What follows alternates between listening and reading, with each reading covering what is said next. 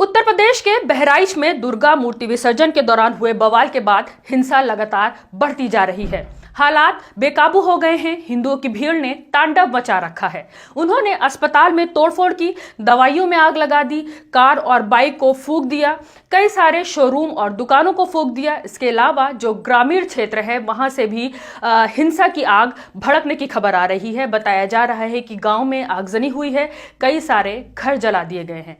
इस घटना के बाद बहराइच की इंटरनेट सेवा बंद कर दी गई है। 30 से ज्यादा उपद्रवी जो है वो हिरासत में लिए जा चुके हैं। सीएम योगी के निर्देश पर लखनऊ से एसटीएफ चीफ और एडीजी लॉ एंड ऑर्डर भी बहराइच पहुंच चुके हैं। साथ ही 6 जिलों की फोर्स और पीएससी बहराइच भेजी जा चुकी है। विसर्जन के दौरान गोली लगने से एक युवक की मौत पर लोग विरोध प्रदर्शन के नाम पर तोड़फोड़ और आगजनी कर रहे थे। पुलिस ने आगजनी कर रही भीड़ को पहले तो रोका, भीड़ नहीं मानी तो हाथ में पिस्टल लेकर उन्हें दौड़ाया, उन पर आंसू गैस और लाठीचार्ज का सहारा लिया। मैं हूं रूबा अंसारी और आप देख रहे हैं मिल्लत टाइम्स। बहराइच में हुई पूरी घटना क्या है, युवक की मौत कैसे हुई और उसके बाद क्या क्या हुआ, इस रिपोर्ट में आपको बताएंगे। 13 अक्टूबर की शाम बहराइच में मानसी तहसील के हरदी क्षेत्र के महाराजगंज कस्बे में मुसलमानों के मोहल्ले से दुर्गा मूर्ति विसर्जन यात्रा निकाली जा रही थी और जैसे हमेशा होता आया है, डीजे पर मुस्लिम विरोधी, मुसलमानों को भड़काने वाले गाने बजाए जा रहे थे। इसी दौरान डीजे पर आपत्तिजनक गाना बजाने को लेकर दो समुदाय के बीच कहासुनी हो गई। फिर देखते ही देखते ये कहासुनी जो है हिंसक झड़प में बदल गई।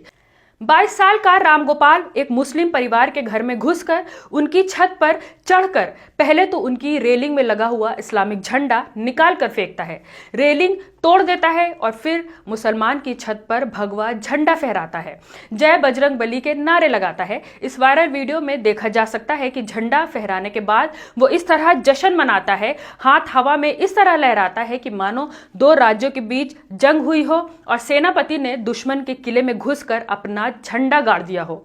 नीचे खड़ी भीड़ भी उसको मोटिवेट कर रही थी, बजरंग बली के नारे लगा रही थी।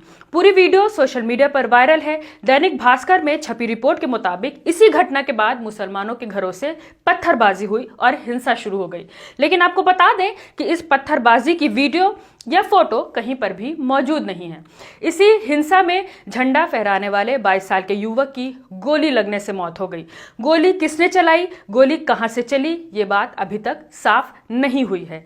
लेकिन यह सोचने वाली बात है कि मुसलमानों के मोहल्ले में यात्रा निकालना, डीजे पर आपत्तिजनक गाने बजाना, फिर मुसलमानों के घरों में घुस जाना, घर में घुसकर वहां पर भगवा झंडा लगाना, क्या इसे हिंसा की दावत देना नहीं माना जाएगा?